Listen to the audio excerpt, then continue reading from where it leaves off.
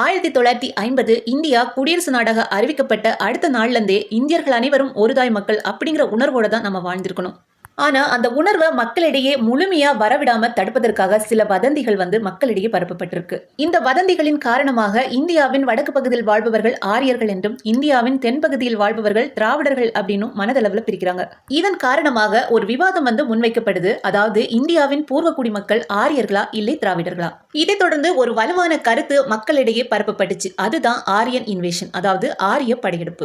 இந்த தியரி மூலமா ஆரியர்கள் இந்தியாவின் வடமேற்கு பகுதிகளிலிருந்து இந்தியாவிற்குள் நுழைந்தார்கள் அப்படின்னும் இந்தியாவின் மூத்த குடிமக்கள் திராவிடர்களே அப்படிங்கிற கருத்து மக்களிடையே பரப்பப்படுது. இந்த கருத்து தென்னிந்திய மக்களால வலுவாக ஏற்றுக்கொள்ளப்படுது. ஆனா இந்த டாபிக் இந்திய மக்களிடையே ஒரு பெரிய கான்ட்ரோவர்ஷியல் டாபிக்கா மாறி இருக்கு. ஆனா ஆரியன் இன்வேஷன் அப்படிங்கிற தியரி எதற்காக உருவாகியது, யாரால் உருவாக்கப்பட்டது அப்படிங்கறது தான் நம்ம இந்த வீடியோல பார்க்க போறோம். பண்டைய இந்தியாவை பற்றியும் அதோட ஹிஸ்டரி பற்றியும் முதலா பிரிட்டிஷ் தான் ரிசர்ச் பண்ண ஆரம்பிக்கிறாங்க.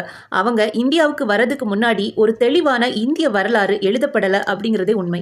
ஆனா ஏன் வெள்ளைக்காரங்க இந்தியாவின் வரலாற்றை தெரிஞ்சுக்க ஆசைப்பட்டாங்க அப்படின்னா, ஒரு வணிக நோக்கத்தோட வந்த அவங்க இந்தியாவின் அழகையும் இந்தியாவின் செல்வத்தையும் பார்த்து இந்தியாவை ஆள ஆசைப்படுறாங்க. இதனால இந்தியாவின் ஹிஸ்டரியும் இந்தியாவின் கல்ச்சரையும் தெரிஞ்சுக்கிறதுக்காக பல்வேறு விதமான ஆராய்ச்சிகளை செய்ய ஆரம்பிக்கிறாங்க.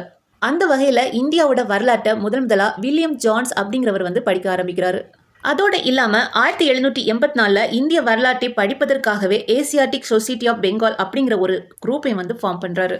ஆனால் அந்த காலத்தில் இந்தியாவின் வரலாற்றை பிரதிபலிக்கக்கூடிய இதிகாசங்களும் புராணங்களும் சமஸ்கிருதத்தில் எழுதப்பட்டிருந்துச்சு. இதனால் வில்லியம் ஜான் முதலா சமஸ்கிருதத்தை கற்றுக்க ஆரம்பிக்கிறாரு. இதைத் தொடர்ந்து இந்தியாவின் வேதங்கள், புராணங்கள், இதிகாசங்களை படித்த வில்லியம் ஜான்ஸ் ஒரு கருத்தை சொல்கிறாரு. அது என்னன்னா, சமஸ்கிருதத்தில் இருக்கக்கூடிய நிறைய வேர்ட்ஸ் மேற்கத்திய மொழிகளான இங்கிலீஷ், லத்தீன், கிரீக்குடன் ஒத்து போகுது அப்படிங்கிறது தான். இந்த மத்திய கிழக்கு பகுதிகளில் வாழக்கூடிய மக்கள் English, Greek, Latin, Persian, Russian போன்ற லாங்குவேஜை பேசினாலும் அவைகளுக்கு முன்னோடியா ஒரு லாங்குவேஜ் இருந்திருக்கு. அதுதான் ஆரியன் லாங்குவேஜ். இதனால இந்த மொழிகளை பேசக்கூடிய மக்களும் ஆரியன்ஸ் அப்படின்னு அழைக்கப்படுறாங்க. இப்படி மத்திய கிழக்கு பகுதிகளில் வாழ்ந்துட்டு இருந்த ஆரியன்ஸ் தான் உலகின் பல்வேறு பகுதிகளில் சென்று பல்வேறு சமூகங்களை உருவாக்கியிருக்காங்க.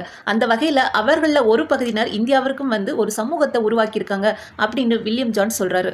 அதோட மட்டும் இல்லாம இந்த ஆரியன் லாங்குவேஜான சமஸ்கிருதத்திலிருந்து தான் ஹிந்தி, குஜராத்தி, பெங்கால், ஒடிசா அப்படிங்கிற இந்தோ ஆரியன் லாங்குவேஜ் உருவாயிருக்கு அப்படின்னு சொல்றாரு. இப்படி ஒரு லாங்குவேஜை மட்டும் வச்சு ஆரியன் அப்படிங்கிற ஒரு கருத்து மக்களிடையே மெதுவா பரப்பப்படுது. அடுத்தது 1816 தென்னிந்தியாவின் மெட்ராஸ் ரீஜியனோட கலெக்டரா இருந்த பிரான்சிஸ் எல்லிஸ் அப்படிங்கிறவர் இன்னொரு கருத்தை முன்வைக்கிறாரு. அது என்னன்னா, சவுத் இந்தியாவில் வாழக்கூடிய மக்கள் தமிழ், கன்னடம், தெலுங்கு, மலையாளம் அப்படிங்கிற வித்தியாசமான மொழிகளையும் பேசுறாங்க அப்படிங்கிறது தான். உடனே இதை பற்றிய ஆராய்ச்சிகளும் மேற்கொள்ளப்படுது. அதோட முடிவில் 1856 ராபர்ட் கால்டுவெல் அப்படிங்கிற ஜெர்மானிய ஸ்காலர் ஒரு கருத்தை ஆணித்தரமா முன்வைக்கிறாரு.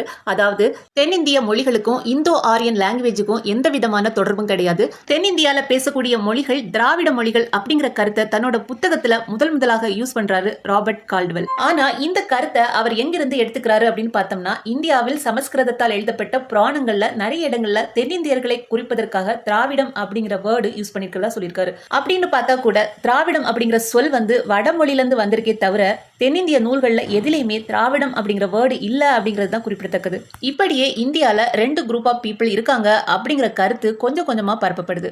இதையடுத்து இன்னொரு பிரிட்டிஷ்காரர் வராரு. அவரோட பேரு மேக்ஸ் முல்லர். அவரும் ஒரு தீவிரமான கருத்தை முன்வைக்கிறாரு. அதாவது ஒரு பிரிட்டிஷோட பிளட்ல இருக்கக்கூடிய டிஎன்ஏவும் ஒரு இந்தோ ஆரியன் லாங்குவேஜ் பேசக்கூடிய ஒரு இந்தியரோட பிளட்ல இருக்கக்கூடிய டிஎன்ஏவும் ஒத்து போகுது அப்படிங்கிறது தான். ஆனா இந்த கருத்தை தங்களோட சுயநலத்துக்காக யூஸ் பண்ண ஆரம்பிக்கிறாங்க பிரிட்டிஷ். அதாவது வட இந்தியாவில் வாழக்கூடிய மக்களும் பிரிட்டிஷ்காரங்களும் ஒரே ஃபேமிலியில சேர்ந்தவங்க தான் அப்படிங்கிற கருத்தை கொஞ்சமாக மக்களிடையே பரப்புறாங்க. இப்படியே இந்த மாதிரி கருத்துக்கள் மூலமாக இந்தியாவை 2ஆக பிரித்து ஆள்றது அப்படிங்கிறது தான் அவங்களோட குறிக்கோளா இருந்துச்சு. அடுத்தது பிரெஞ்சு நாட்டை சார்ந்த ஆர்தர் டி கோபினோ அப்படிங்கிறவரு இன்னொரு கருத்தோட வராரு. இந்த கருத்து தான் இந்திய மக்களிடையே வெறுப்புணர்வையும் பிரிவையும் அதிகப்படுத்திய ஒரு கருத்து அப்படின்னு சொல்லலாம். அது என்னன்னா, இந்த உலகத்திலேயே மிகவும் உயர்ந்ததாக கருதப்பட்ட இனம் ஆரிய இனம் மட்டுமே.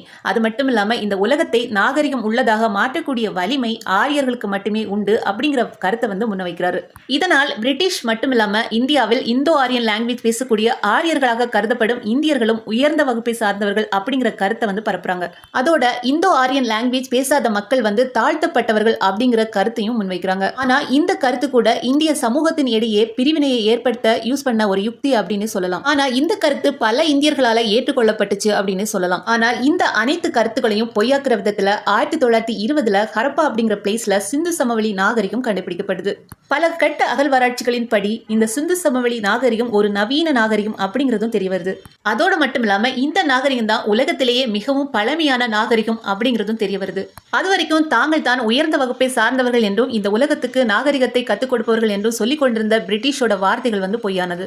அப்பதான் முதல் முறையா ஆரியர்கள் யார், ஆரியன் இன்வேஷன் நடந்துச்சா இல்லையா, உண்மையான இந்தியர்கள் யார் அப்படிங்கிற பல ஆராய்ச்சிகள் ஸ்டார்ட் ஆயிடுச்சு. அந்த ஆராய்ச்சிகளின் படி இண்டஸ் வேலி சிவிலைசேஷன்ல வாழ்ந்த மக்களுக்கும் ஆரியர்களுக்கும் எந்த விதமான தொடர்பும் இல்ல அப்படிங்கிறது கண்டுபிடிக்கப்படுது.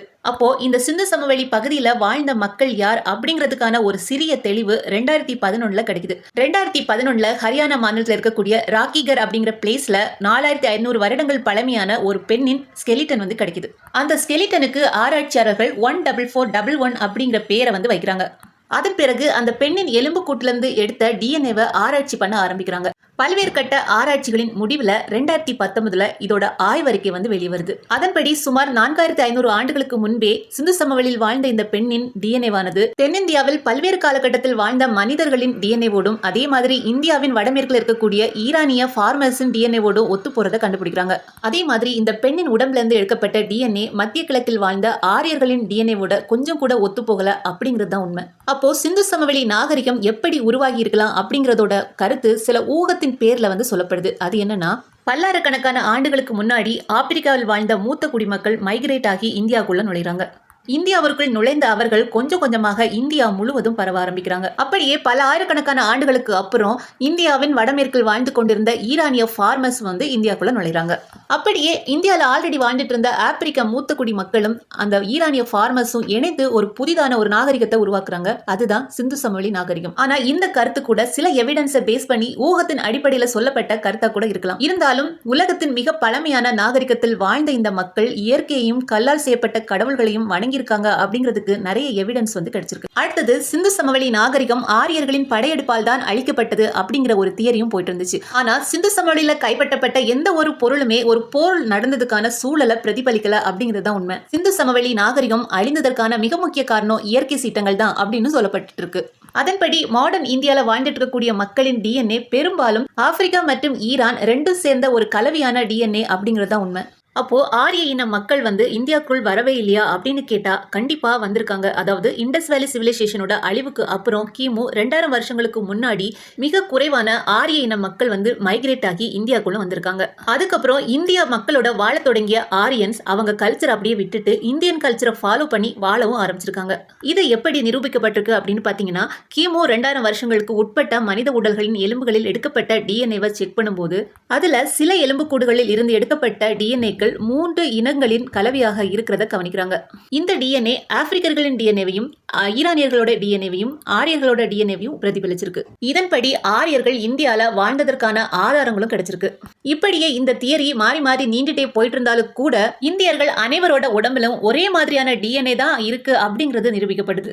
அந்த வகையில ஒற்றுமையா வாழ்ந்துட்டு இருந்த மக்களிடையே ஆரியர்கள் திராவிடர்கள் அப்படிங்கிற பிரிவினையை கிரியேட் பண்ணது யாரு அப்படின்னு உங்களுக்கு தெள்ள தெளிவாக தெரிய வரும்.